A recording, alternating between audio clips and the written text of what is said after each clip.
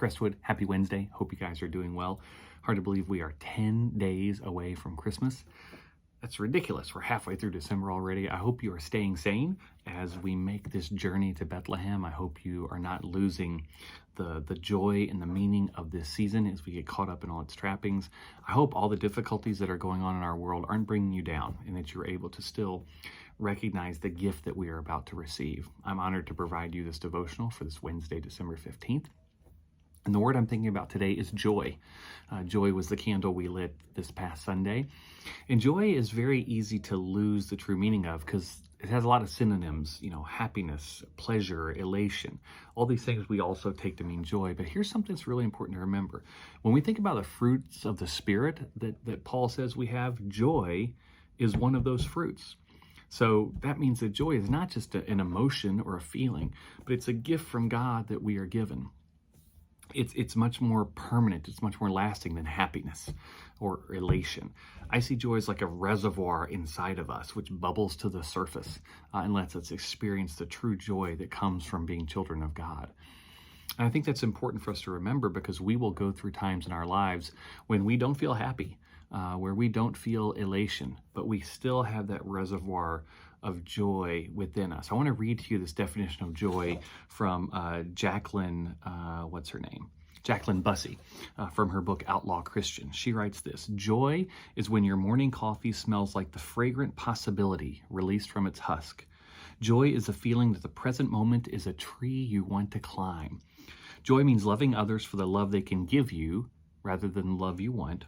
Joy is gratitude so overflowing it comes out the corners of your eyes. And I love that because it captures this sense of joy. There's an innocence to joy that's not jaded by all the debris the world piles upon us. But joy is a childlike feeling of wonder and gratitude for God's grace in our lives. And joy is also spontaneous. I think we work so hard in our culture to plan joyous moments, parties or reunions or get-togethers, those sorts of things. True joy from God comes when you least expect it.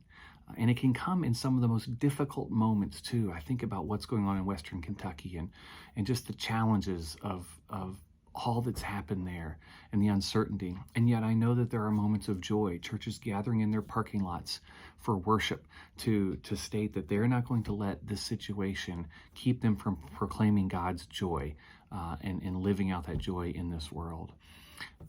One of my favorite spiritual writers, Henry Nouwen, has this quote. Henry Nouwen was a professor at an Ivy League school, and he left that position to go work at a place called Daybreak, which is a home for severely mentally disabled adults. And in his book where he wrote about that experience, he writes this quote, which is one that's always stuck with me. He says this. He says, "My own life in this community where he worked has been immensely joyful, even though I have never suffered so much, cried so much, or anguished so much as I have here." And so I love that idea that even when we go through our most difficult times, joy is still present within us. That there are moments where we can glimpse God's goodness around us and see those moments of joy, maybe even when we least expect it.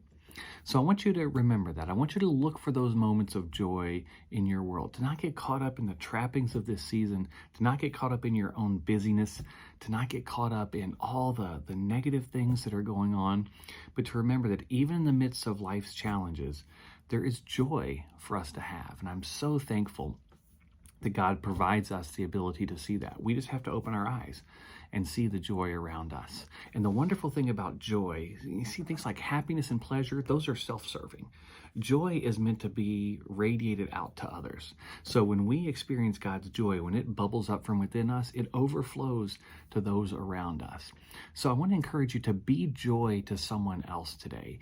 For whom can you provide that light, that spark, that reminder that God loves them today, even as they are going through very, very difficult circumstances?